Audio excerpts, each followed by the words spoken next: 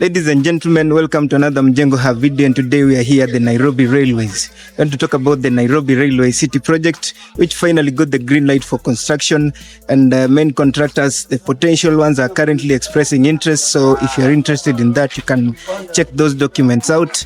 We're going to talk about its main objectives, its actual scope, and its potential to actually transform Nairobi into the city we've all been dreaming about, especially when it comes to the messy transport sector. If you're new to the channel, make sure you subscribe, and let's go.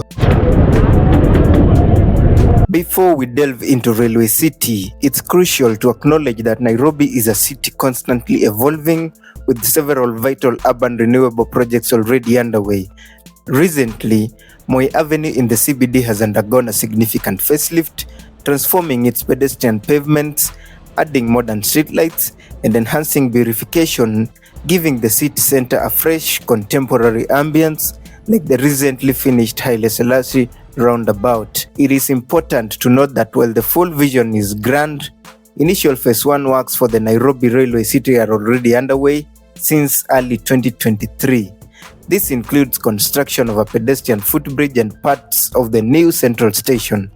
Beyond the main site, supporting infrastructure is also progressing, with a new locomotive shed being built at the Makadara yard as part of a larger relocation effort.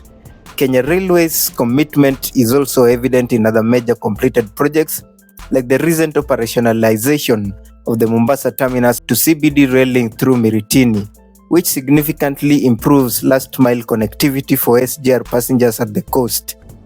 These ongoing efforts signal the real momentum behind modernizing the rail network.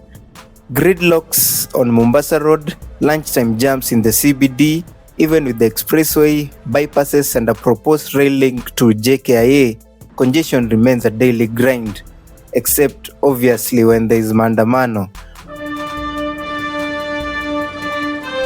Nairobi's long-term vision requires an integrated, high-frequency light rail system. This offers dense and reliable connections within the city's core and closer suburbs, vital for decongesting Nairobi. And that, ladies and gentlemen, is where the bold idea of the Nairobi Railway City comes in. It is meant to ease this mounting pressure, modernize mobility, and finally connect every piece of Nairobi's transport puzzle into one cohesive network.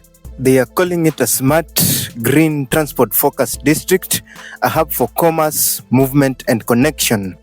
Covering 438 hectares, Nairobi Railway City is divided into 6 distinct precincts, namely the Meetings, Incentives, Conference and Exhibitions Core, the Central Station Back Core, Affordable Housing Core, Market Core, Central Station Front Core, and the West Core. This means that the entire existing central station structure will need to be demolished to make way for a modern nexus wrapped in commercial towers, green boulevards, dedicated cycling lanes, and BRT bays. New lines attached to the existing commuter operations. If the master plan is realized, daily ridership could leap from a mere few thousand today to an ambitious 400,000 by 2030 and 600,000 by 2045. I hope these numbers have some backing. They are calling it a smart, green, transport-focused district, a hub for commerce, movement and connection, with 9 platforms and raised access bridges designed to move up to 30,000 passengers per hour. It's pitched as the beating heart of a fully integrated transport system for a modern Nairobi. This ambitious project is backed by a Kenya-UK partnerships under the Sustainable Urban Economic Development or SUED program. SUED is a UK government initiative designed to support sustainable growth in Kenya's urban centers, and it's this program that has facilitated the master plan crafted by Atkins UK, which is the renowned firm beyond London's King's Cross redevelopment. Kenya Railways is expected to oversee the overall implementation, but as of now, the project is actively moving forward, with the potential main contractors submitting the expression of interest or EOI through an open international bidding process for the design and construction of the proposed Nairobi Railway City Central Station, public realm, and associated infrastructure. The deadline for submissions is just next week on July 14th, 2025. The Nairobi Railway City is backed by a substantial 28 billion Kenya shilling investment. This significant capital is pulled from a combination of Kenyan taxpayer funding, strategic international donors, primarily the UK through initiatives like UK Export Finance, and commitments from institutional investors. The project is a major economic catalyst, projected to create thousands of jobs during construction and operation.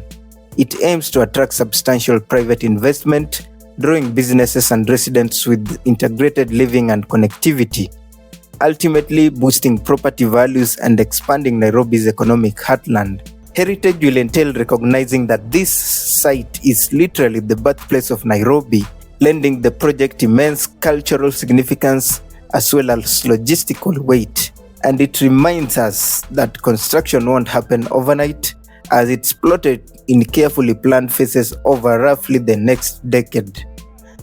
The official promo paints a picture of smooth, seamless mobility, but real questions from the ground remain.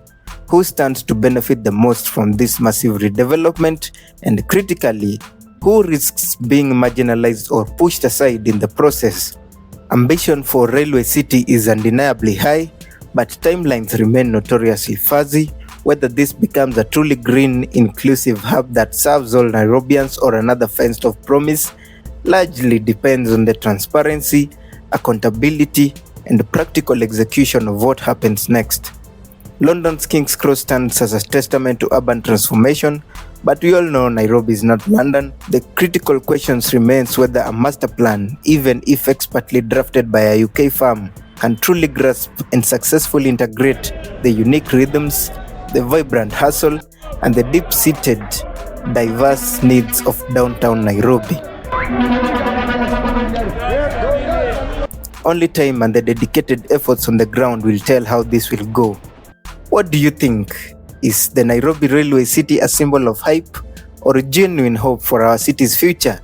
Drop your thoughts in the comments and subscribe to join the amazing Mjengo Hub community for more outlook into the country's infrastructure past, present, and future. Have yourself a wonderful day. Adios.